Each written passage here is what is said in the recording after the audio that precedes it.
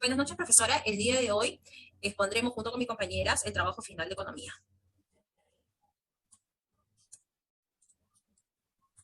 Oferta y demanda. Debido a la actual incertidumbre generada por la crisis política en el país, el precio de dólar se ha visto incrementado a niveles históricos.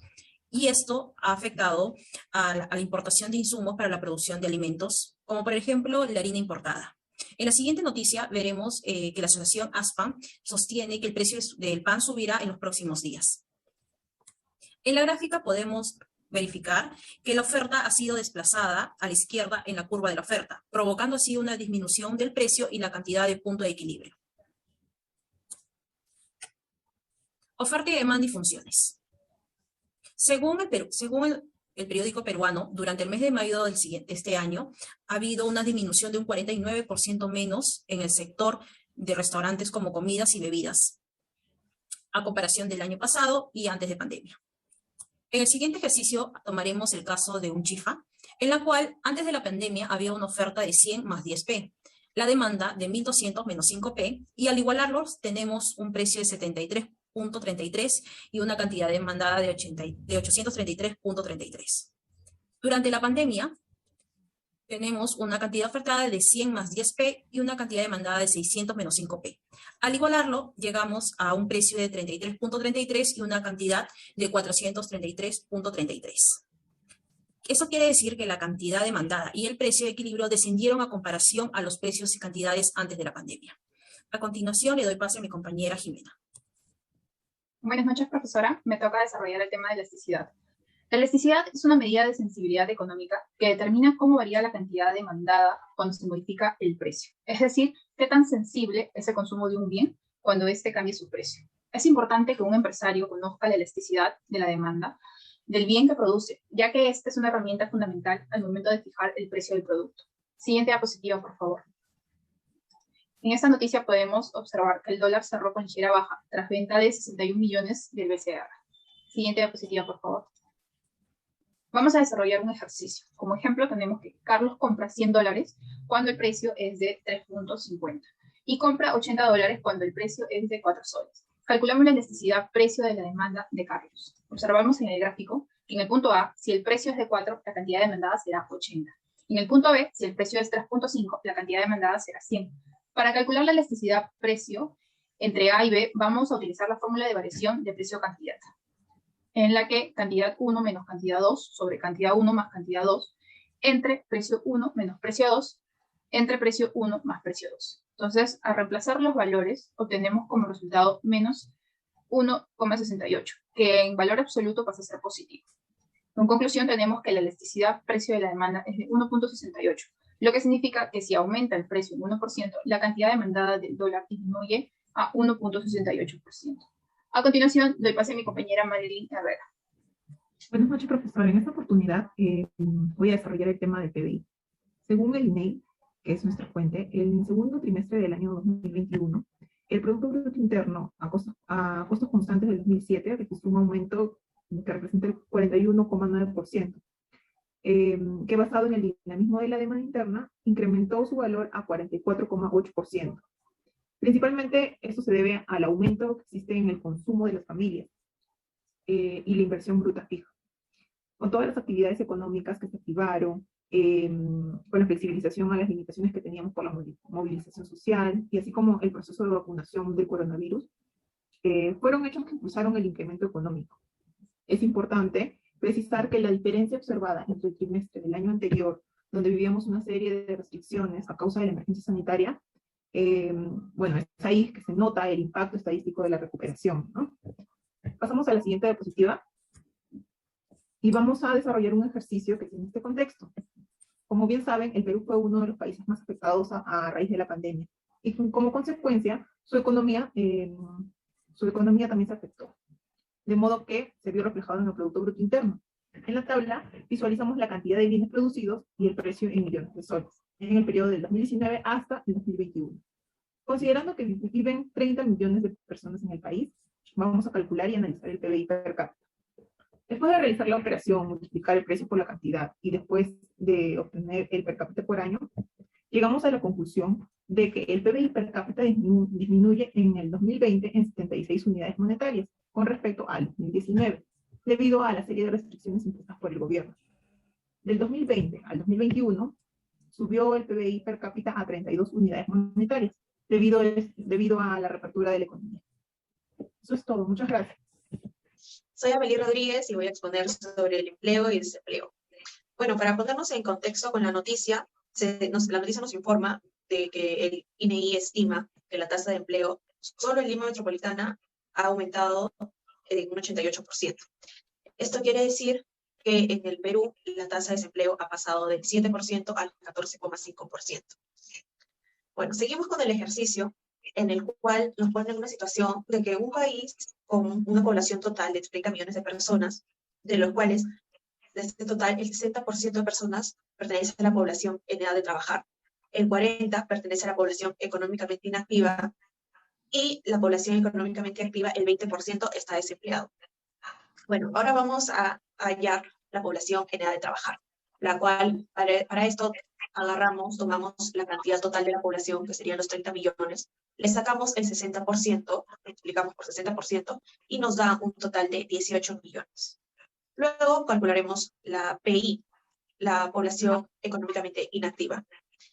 Para esto vamos a tomar los 18 millones y le vamos a sacar el 40%, lo cual nos da un resultado de 7.200.000. Luego seguimos con la PA, que es la PET menos la PI, es decir, los 18 millones menos los 7.200.000, lo cual nos da un resultado de 10.800.000.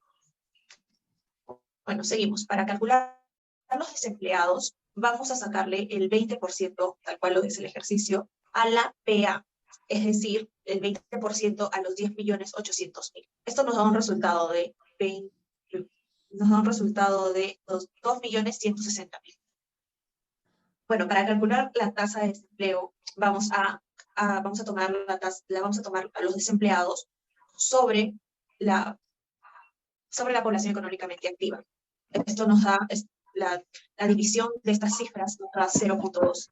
Esto nos quiere decir que la tasa de desempleo del país es de 20% con respecto a la población económicamente activa. Bueno, ahora proseguiré a dar pase a mi compañera Alexandra para que nos exponga su tema. Continuando con la exposición, en este caso cabe mencionar que voy a tratar el tema del índice de precios al consumidor, el IPC. El IPC es un indicador que sirve para poder calcular mensual o anualmente la evolución de la inflación de un determinado país o ciudad o un determinado estado, ¿no? El IPC refleja, en este caso, el nivel del precio de los productos básicos que hay en una canasta básica familiar, ¿no? Adicional a ello, podríamos estar relacionado con la inflación y con el sueldo mínimo de cada colaborador o cada empleado, ¿no? Continuando con esto, tenemos el siguiente ejemplo. Como podemos observar, la inflación en el Perú, en esta noticia, menciona que se acelera y su tasa anual avanza por encima de la meta del 3%. Cabe mencionar que nosotros, la meta de nuestro país es estar en un rango de 1 a 2%, pero en este caso, para este año hemos incrementado al 3%, es decir, que tenemos una inflación muy acelerada, ¿no? Entonces, según lo mencionado en esta noticia, el costo de vida en nuestro país incrementó en junio al 0.52% debido a la alza de la inflación, por lo que está afectando a la canasta básica de cada familia peruana, ¿no? Para calcular nosotros el IPC y la tasa del IPC de cada año, nosotros hemos obtenido dos conceptos como el PBI nominal y el PBI real. Nosotros en el PBI real, para calcular el deflactor del año 2018, tomamos el PBI nominal del 2018 entre el PBI nominal del 2019 por 100, el cual tenemos un resultado de 76.7 que equivale al deflactor 2018. De igual manera, calculamos para el 2019 que dividimos el PBI nominal del 2019 entre el 2020, ¿no? Que equivaldría en este caso a 100, porque lo multiplicamos por 100. En el tema del deflactor del 2020 tenemos de igual manera el PBI nominal del 2020 entre el 2019, cabe mencionar, ¿no? Y en el tema del deflactor del 2021, de igual manera, cogemos como base al 2019. Entonces, teniendo en este caso para el deflactor del 2020, 98.79 y en el deflactor del 2021, 103.26, que es un incremento muy amesurado. Entonces, para calcular nosotros el IPC del año 2019, tenemos que dividir los 100, en este caso del deflactor 2019, menos el deflactor del 2018. Entonces, tenemos 76.7 entre el mismo deflactor del 2018, teniendo una inflación de 30.37%, ¿no? En el 2020 tenemos en este caso, el 98.79, que es el deflactor, menos los 100, que era el deflactor del 2019, entre los 100, que también era del factor 2019, que nos da una inflación del 1.21%, ¿no? En el reporte 2019. Para el 2021 tenemos proyectado con la misma fórmula ya mencionada, tenemos con el 4.52% para el 2021. Esto quiere decir que nosotros hemos ido incrementando cada año nuestra inflación, pero en este año hemos tenido un gran cambio porque se ha acelerado de manera no prevista, no controlable, porque relativamente sigue creciendo y no sabemos en qué momento pueda bajar, ¿no? Y esto también infiere en que nosotros, los consumidores, no podamos tener más adquisición de productos, ¿no? Acá tenemos en el siguiente gráfico cómo nosotros podemos calcular la inflación de cada año. Entonces podemos observar que en la inflación anual del 2020, nosotros calculamos entre el 2020 y entre el 2019 menos 1 por el 100 para que nos dé el porcentaje, que equivale a 1.97. Y en este año de 2021 hemos tomado el último reporte que hemos tenido según la SUNAT, que ha sido en agosto del 2021, ¿no? Que nos dio con 141 millones entre 135.32, que era nuestro PB, nuestro precio al consumidor, ¿no? Que nos equivale a una inflación anual de 4.19 aproximadamente. Las cifras a veces, según lo que tenemos el reporte de la SUNAT, van cambiando continuamente a medida que va subiendo también el dólar, ¿no? Continúa mi compañera Amelie con la siguiente exposición del siguiente tema, política económica. Amelie. Sí, continúo con el tema de política económica. Bueno, para ponernos en contexto, la noticia nos habla sobre la Cámara de Comercio de Lima, la cual considera que los lineamientos de política económica que seguirá el gobierno, los cuales han sido propuestos por el Ministerio de Economía y Finanzas, son positivos para recuperar el crecimiento del Perú. Bueno, en el ejercicio nos habla de que el Perú tuvo grandes cambios y drásticos en su economía, debido a que hubo muchas restricciones por parte del gobierno para frenar lo que es la pandemia del COVID-19. Esto como consecuencia ha traído que el consumo y la inversión disminuya. Es por eso que vamos a dar unas recomendaciones para poder recuperar la economía en el corto plazo, utilizando las herramientas de la política monetaria y la política fiscal. Bueno, por parte de la política monetaria se debe incrementar la oferta de dinero. Por ejemplo, con la compra de bonos, lo que provocará una disminución de la tasa de interés, y esto incentivará el crecimiento e incremento de la inversión. Además, se incrementarán las cantidades producidas. Por parte de la política fiscal, se debe disminuir los impuestos para que se incremente el consumo y además se debe incrementar el gasto público. Dado el efecto multiplicador, se incrementará la producción en mayor proporción. Bueno, ahora proseguiré a dar pase a mi compañera Alexandra en el siguiente tema. Ya, prosigo con el siguiente tema. En este caso tenemos lo que es el sector externo. El sector externo es un conjunto, en este caso, de decisiones que tienen netamente relacionado con las exportaciones e importaciones, ¿no?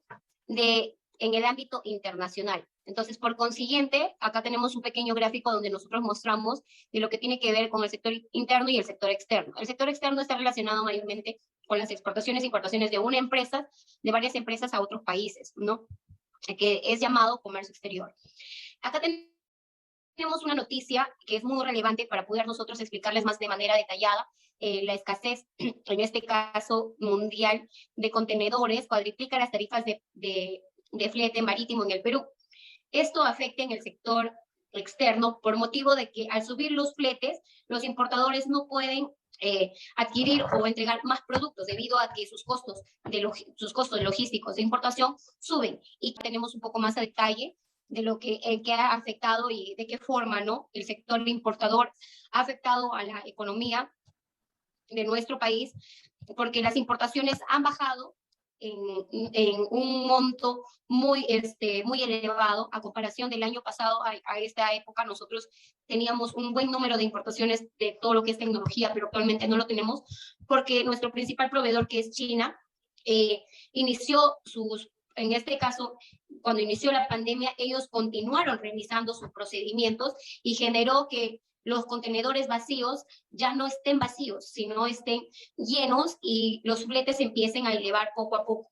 Esto dio inicio de la alza de contenedores, fue en enero de este año, y pues actualmente tenemos que pagar 4 veces más de lo que nosotros pagábamos. Por ejemplo, si